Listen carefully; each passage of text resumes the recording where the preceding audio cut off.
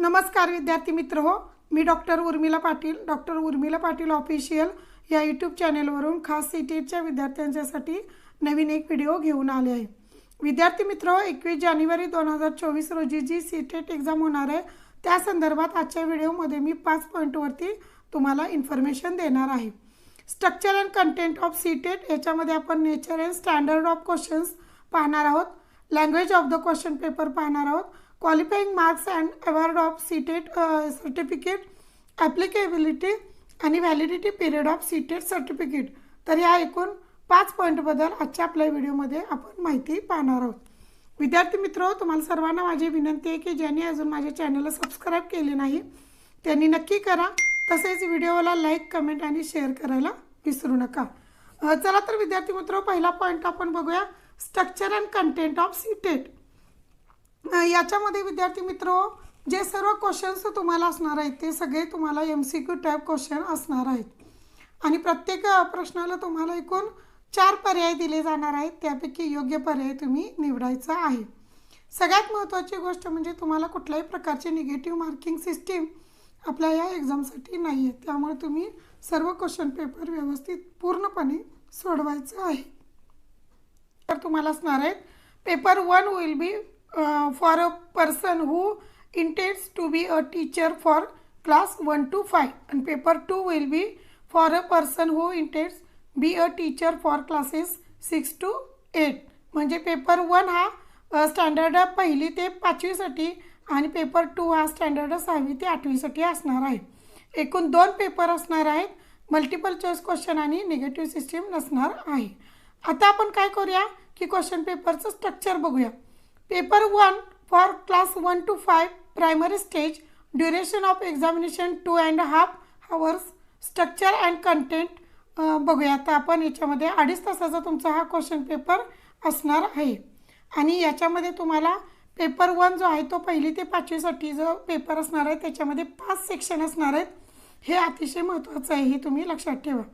पहिला त्याच्यामध्ये सेक्शन आहे चाइल्ड डेव्हलपमेंट अँड पेडागॉगी, 30 प्रश्न 30 मार्काला, लँग्वेज 1 30 प्रश्न 30 मार्काला, लँग्वेज 2 30 प्रश्न 30 मार्काला, त्याच्यानंतर तुम्हाला मॅथमॅटिक्सचं 30 प्रश्न 30 मार्काला आणि एन्व्हायरमेंटल स्टडीज 30 प्रश्न 30 मार्काला असून 150 प्रश्न 150 मार्काला तुम्हाला असणार आहेत।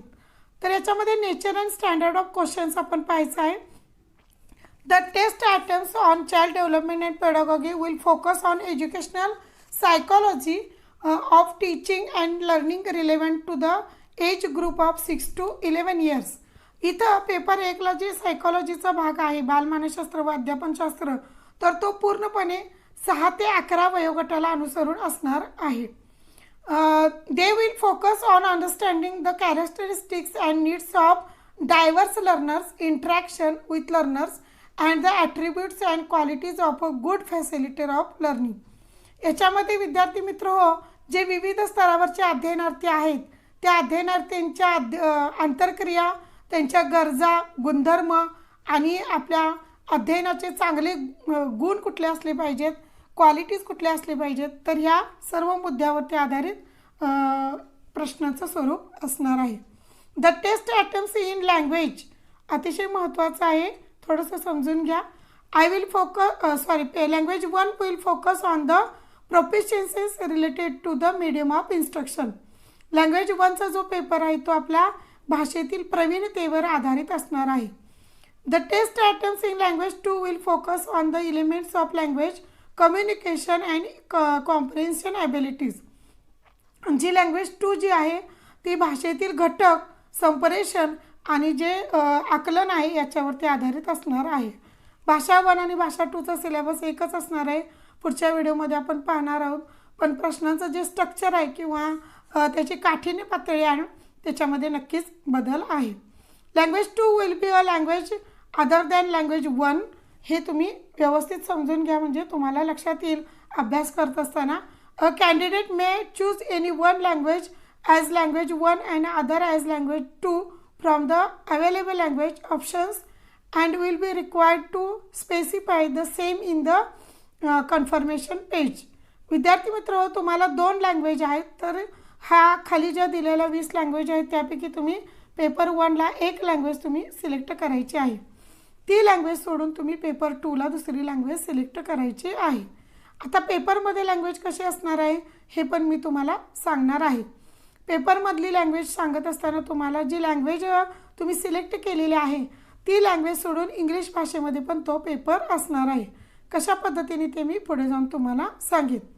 The test items in mathematics and environmental studies will focus on the concept, problem solving abilities and pedagogical understanding and applications of the subject. In all these subject areas, the test items will be evenly distributed over different divisions of the syllabus of that subject prescribed for classes 1 to 5 by the NCERT. सगळ्यात महत्त्वाची गोष्ट म्हणजे हा जो content मॅथ्सचा आणि environmental स्टडीजचा विचारला जाणार आहे तो NCERTच्या बुकच्या अनुसरून असणार आहे. त्यामुळे तुम्ही तो अभ्यास करत असताना फर्स्ट टू स्टँडर्ड NCERTची बुक्स तुम्ही यूज करायचे आहेत. प्रश्न विचारत असताना त्यामधील संकल्पना कोणत्या आहेत, त्याच्यानंतर समस्या निराकरण क्षमता कशी आहे, त्याच्यानंतर त्याच्यातला अध्यापनशास्त्रीय भाग कसा आहे आणि ॲप्लिकेशन लेवल या पद्धतीचे क्वेश्चन तुम्हाला विचारले जाणार आहेत.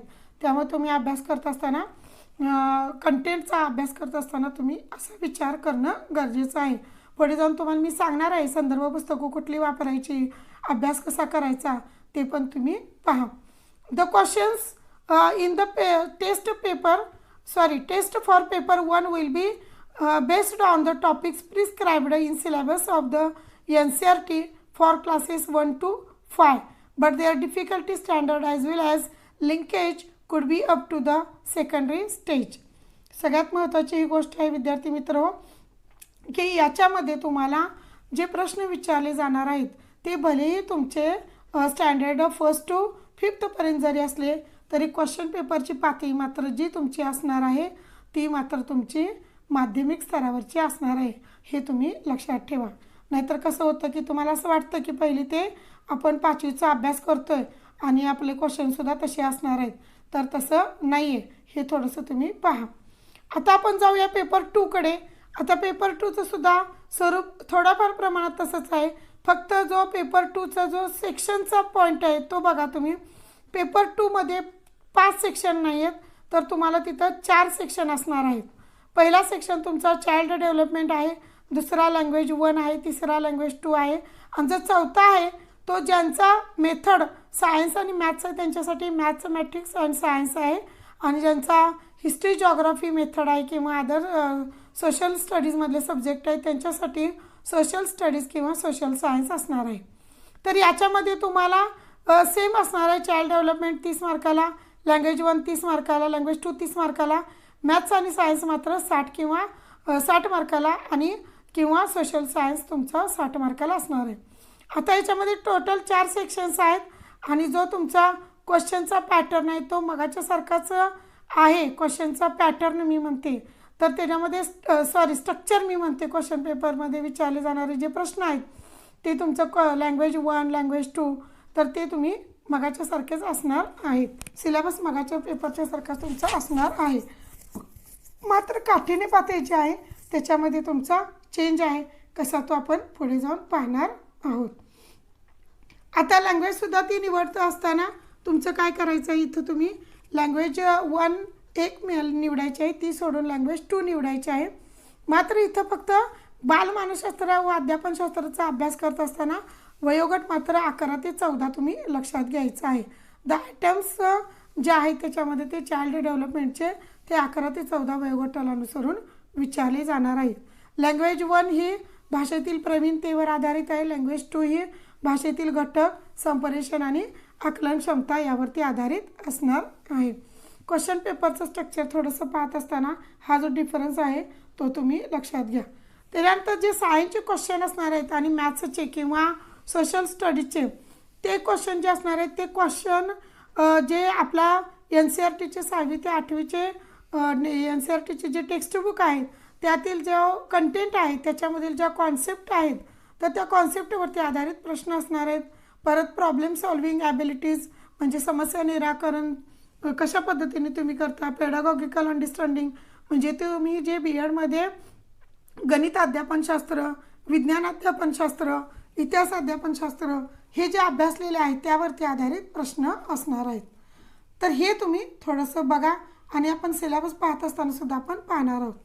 आता सगळ्यात महत्त्वाची गोष्ट म्हणजे the question in the test for paper 2 will be based on the topics prescribed in syllabus of the NCERT for classes 6 to 8, but their difficulty standard as well as linkage could be up to the standard of higher level. म्हणजे जी उच्च माध्यमिक स्तरावरच्या पद्धतीने तुम्हाला question पेपरची काठिण्य पातळी असणार आहे, हे सगळ्यात महत्त्वाचं आहे.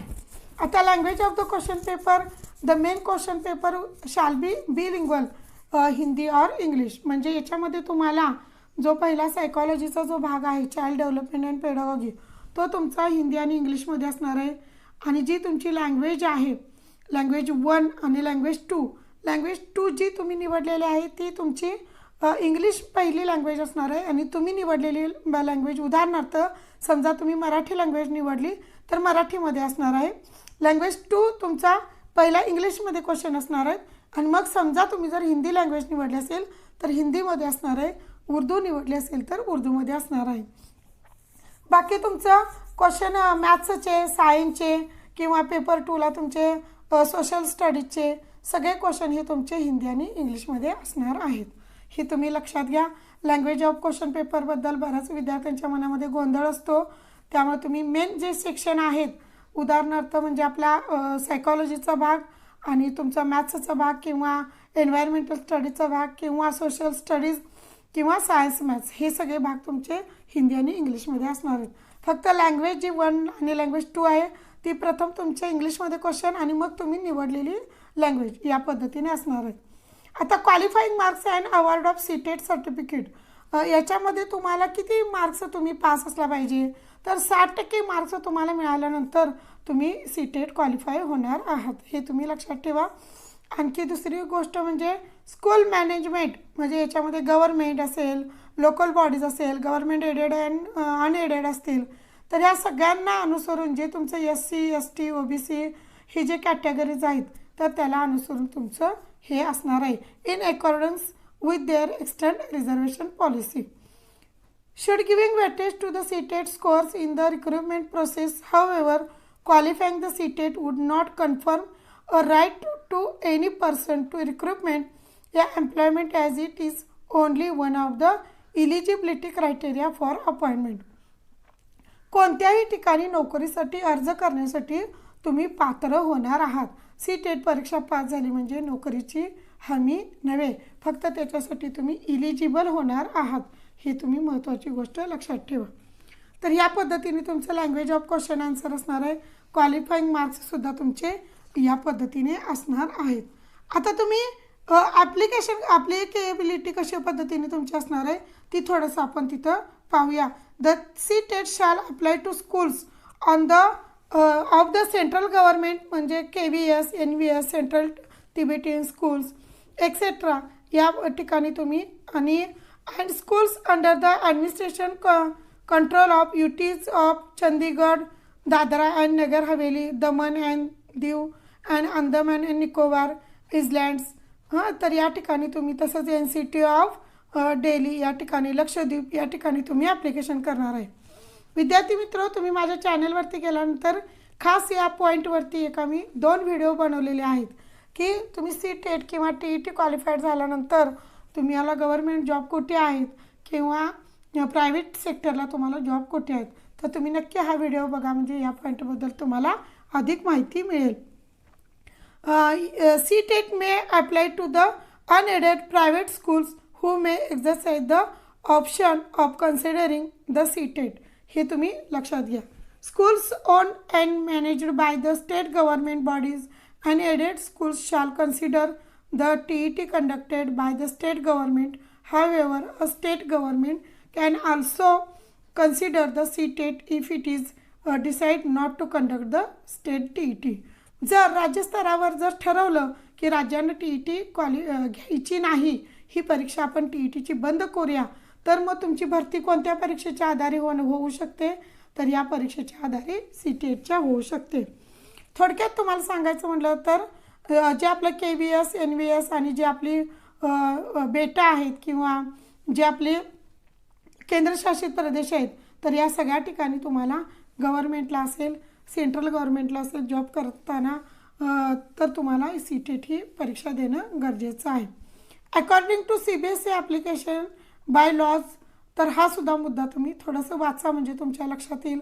थोडक्यात म्हणजे तुम्हाला राज्यस्तरावर त्याचबरोबर केंद्र स्तरावर कोणत्याही ठिकाणी एडेड नॉन एडेड ॲप्लिकेशन करण्यासाठी CTET क्वालिफाईड असणं गरजेचं आहे. Validity period of CTET certificate, तर तुमच्या लक्षात एक गोष्ट घ्या की एकदा तुम्ही CTET क्वालिफाय झाला की ते तुम्हाला कायमस्वरूपी चालणार आहे, आजीवन त्याची वैधता आहे. मात्र जर तुम्हाला मार्क वाढवायचे असतील तर तुम्ही पुन्हा पुन्हा कितीही वेळात ही एक्झाम देऊ शकता. कारण तुम्हाला आता माहिती आहे की जी आत्ताची भरती होत आहे ती सगळी मार्कावरती आधारित आहे. त्यामुळे तुम्ही ती परीक्षा पुन्हाही देऊ शकता. असं नाही की एकदा परीक्षा दिली म्हणजे मी पुन्हा देऊ शकत नाही. तर विद्यार्थी मित्र, आपल्या आजच्या व्हिडिओमध्ये आपण एवढे पॉईंट क्लिअर केले. पुढच्या व्हिडिओमध्ये आपण डिटेलमध्ये दोन्ही पेपरचा सिलेबस मराठी आणि इंग्लिशमध्ये पाहणार आहोत आणि संदर्भ पुस्तके कुठली वापरायची ते सुद्धा आपण पाहणार आहोत. तसेच अभ्यास कसा करायचा हे सुद्धा पाहणार आहोत. तर तुम्ही सर्वांनी आजच्या आपल्या व्हिडिओच्या कमेंट बॉक्समध्ये मला कळवा की तुम्हाला व्हिडिओ कसा वाटला. थँक्यू.